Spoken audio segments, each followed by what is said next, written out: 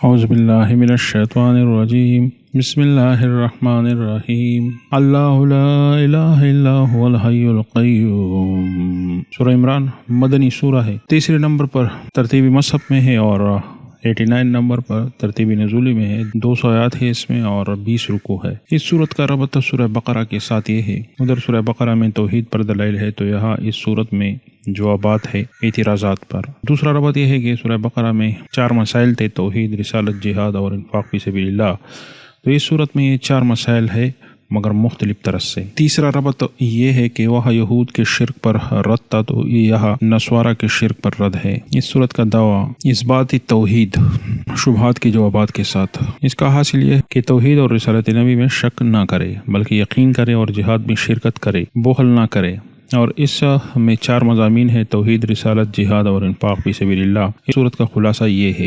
اس صورت میں 4 حصے ہیں۔ پہلا حصہ 63 نمبر آیت تک ہے، یہ توحید کے بارے میں ہے۔ اس میں 3 ابواب ہے۔ پہلا باب جو ہے 17 نمبر آیت تک ہے اور اس میں دعوی توحید اور اس پر دلائل نقلی اور عقلی اور وحی ہے اور نتیجہ ہے، پھر ایک سوال کا جواب ہے، پھر تعلیم ہے دعا کا اور دنیا کی تذلیل اور تزہید ہے، پھر ماننے والوں کے لیے بشارت ہے اور ان کے صفات ہے۔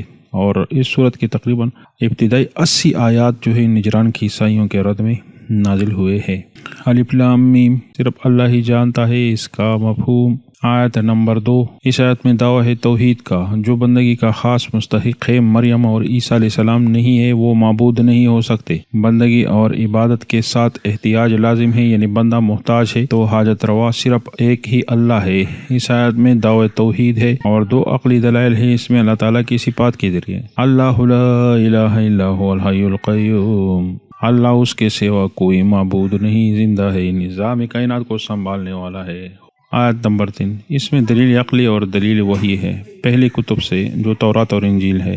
نزل علیک الکتاب بالحق مصدقا لما بین یدیہ وانزل التوراۃ والانجیل، اس نے تجھ پر یہ سچی کتاب نازل فرمائی جو پہلی کتابوں کی تصدیق کرتی ہے اور اسی نے اس کتاب سے پہلے تورات اور انجیل نازل فرمائی۔ آیت نمبر 4، اس آیت میں دلیل نقلی ہے کیونکہ فرقان سے مراد پہلے صحیفے ہے اور پھر تخفیف اخروی ہے۔ من قبل ہدی للناس وانزل الفرقان، وہ کتابیں لوگوں کے لیے رہنما ہے اور اسی نے فیصلہ کن چیز نازل فرمائی ہے۔ ان الذین کفروا بآیات اللہ لہم عذاب شدید واللہ عزیز ذو انتقام، بے شک جو لوگ اللہ کی آیاتوں سے منکر ہوئے ان کے لیے سخت عذاب ہے اور اللہ تعالیٰ زبردست بدلہ دینے والا ہے۔ خودن، اس سے مقصد توحید سکھانا ہے دلائل کے ساتھ۔ عزیز ذو انتقام، اس میں رد ہے نصارہ پر کہ عیسیٰ اور مریم میں یہ صفات نہیں تو وہ معبود نہیں ہو سکتے۔ آیت نمبر 5، یہ بھی دلیل عقلی ہے اور یہ رد ہے شرک بالعلم پر، یہ صفت بھی مریم اور عیسیٰ علیہ السلام میں نہیں ہے۔ ان اللہ لا یخفی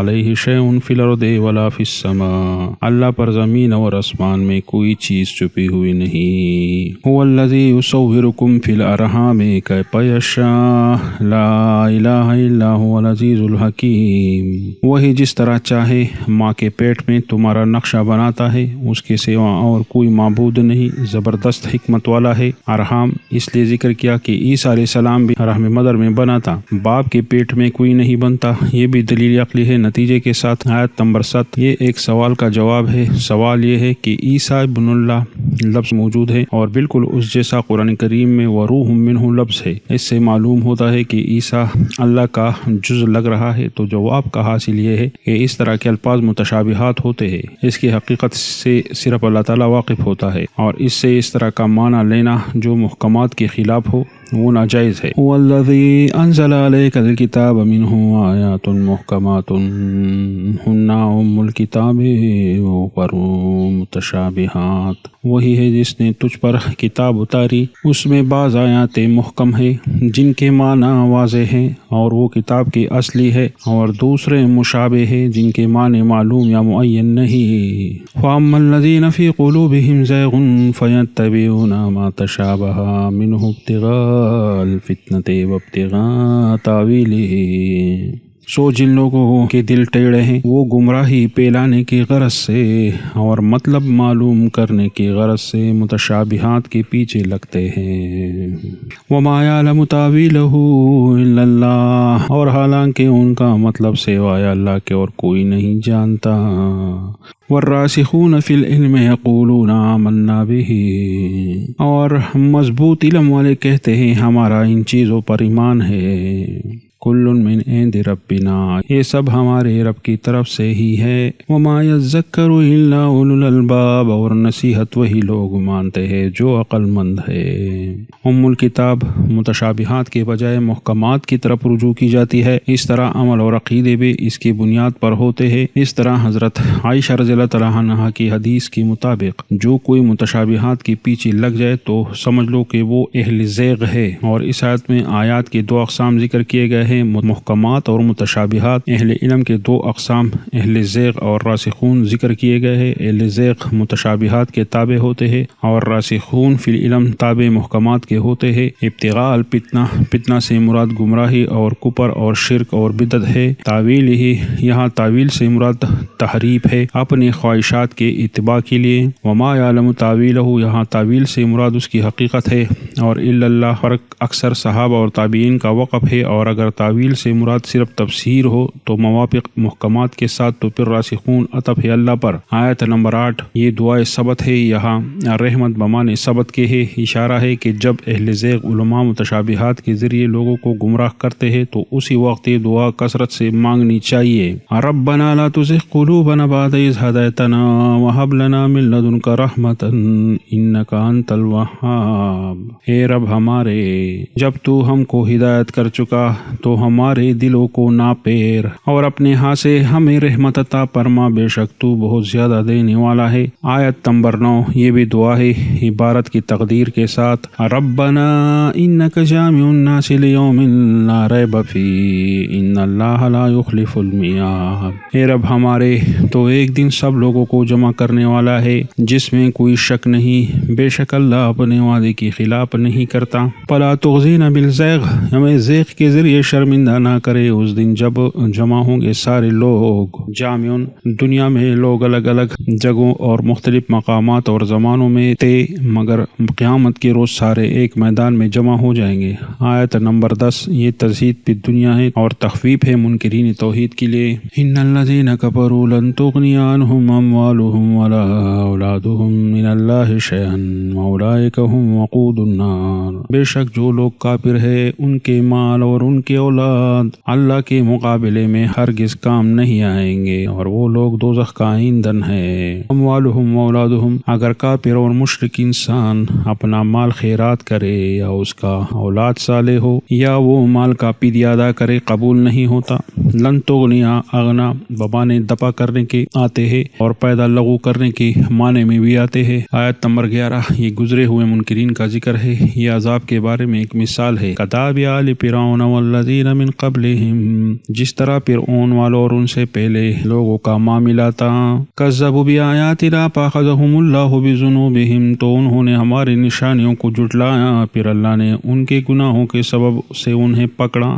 واللہ شدید العقاب، اور اللہ سخت عذاب والا ہے۔ کداب، داب بمانے حال اور عادت کے ہے۔ والذین من قبلہم، من بعدہم اس لیے نہیں کہا کہ فرعون کی ہلاکت کے بعد کسی بھی قوم پر استحصالی عذاب یعنی بے خندی والا عذاب نہیں آیا۔ آیت نمبر 12، یہ خطاب ہے موجودہ کفار کے بارے میں کہ یہ لوگ بھی اپنے مال اور اولاد اور گروہوں پر غرور نہ کرے، بہت جلد یہ دنیا میں بھی مغلوب ہو جائیں گے اور آخرت میں بھی جہنم میں داخل ہوں گے۔ قل للذین کفروا ستغلبون وتحشرون الی جہنم وبئس المہاد، کافروں کو کہہ دے کہ اب تم مغلوب ہو گئے اور دوزخ کی طرف اکٹھے کیے جاؤ گے اور وہ برا ٹھکانہ ہے۔ آیت نمبر 13، یہ واقعہ بدر کا ہے، منکرین کے عذاب کے لیے اور بشارت ہے مومنین کے لیے، اور اشارہ ہے کہ اپرادھ کی کثرت کوئی پیدا نہیں دیتے۔ جب نزول عذاب الہی کا وقت آ جائے کفار مومنین کو اپنے سے زیادہ نظر آ رہے تھے، مگر آخر میں پھر کفار کو مومنین زیادہ معلوم ہوئے، اور درمیان کا حال سورہ انفال 44 نمبرات میں ذکر ہے۔ تو اس میں یرونہم ضمیر پائے فائل کا مومنین کے لیے ہے اور ضمیر مفعول کا کفار کی طرف راجع ہے، اور برعکس دونوں بھی جائز ہے۔ قد کان لکم آیات فی فئتین التقطا، تمہارے سامنے ابھی ایک نمونہ دو پوجوں کا گزر چکا ہے جو آپس میں ملے۔ فئۃ تقاتل فی سبیل اللہ واخری کافرۃ یرونہم مثلہم رأی العین، ایک فوج اللہ کی راہ میں لڑتی ہے اور دوسرے فوج کافروں کی ہے، وہ کافر مسلمانوں کو اپنے سے دگنا دیکھ رہے تھے آنکھوں کے دیکھنے سے۔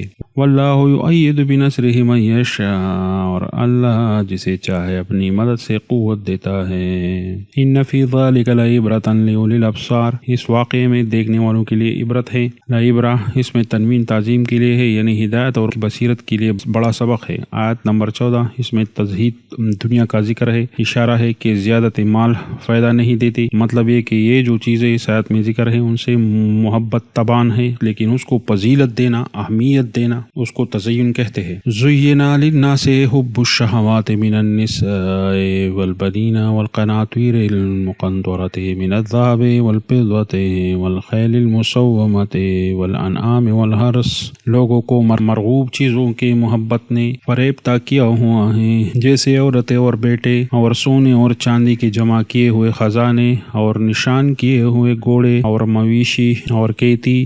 ذالک متاع الحیات الدنیا، یہ دنیا کی زندگی کا پیدا ہے۔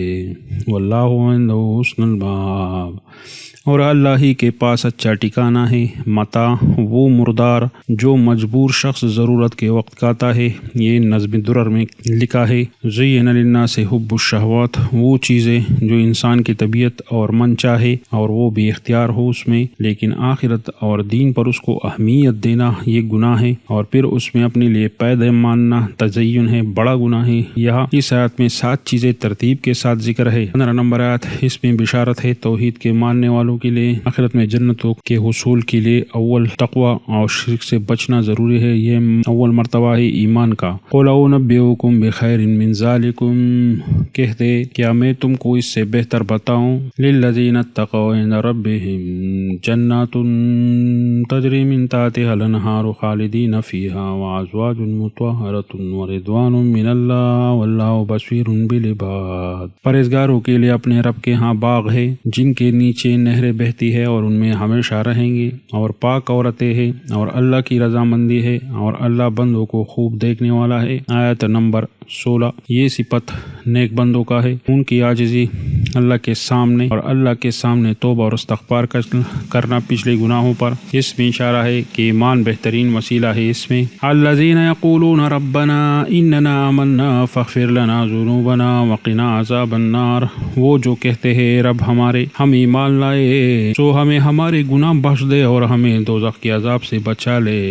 آیت نمبر 17 یہ 5 صفات نیک بندوں کے ہیں، ابتدائی دخول جنت کے لیے، اور پچھلے آیت میں صرف تقوی ذکر تھا، یعنی ایمان تو مطلقاً سبب دخول ہے، صبر دل کی عبادت ہے، صدق زبان کی عبادت ہے، قنوت اعضاء کی عبادت ہے، انفاق مالیہ عبادت ہے، استغفار سحر کے وقت، تہجد کے ٹائم تتمہ ہے تمام عبادات کا۔ تو اس آیت میں ذکر عبدیت کاملہ کا ہے، جس کا پہلا مصداق صحابہ کرام تھے، اور یہ صفات نسوارہ میں نہیں تھے۔ الصابرین والصادقین والقانتین والمنفقین والمستغفرین بالاسحار، وہ صبر کرنے والے ہیں اور سچے ہیں اور فرمانبرداری کرنے والے ہیں اور خرچ کرنے والے ہیں اور پچھلے راتوں میں گناہ بخشوانے والے ہیں۔ پہلا باب ابھی ادھر ختم ہو گیا۔ آئے اللہ تعالیٰ سے دعا مانگتے ہیں، یا کریم اللہ ہمارے گناہ معاف فرما، ہمارے بیماروں کو شفا کاملہ نصیب فرما، قرض داروں کے قرضے اپنے خزانہ غیب سے ادا فرما، مہنگائی کو دور فرما، پریشان حالوں کو سکون عطا فرما، دنیا اور آخرت کی بھلائی نصیب فرما، اپنے دیدار نصیب فرما دیجیے یا کریم اللہ۔ آمین۔ صدق اللہ العظیم۔ جزاک اللہ۔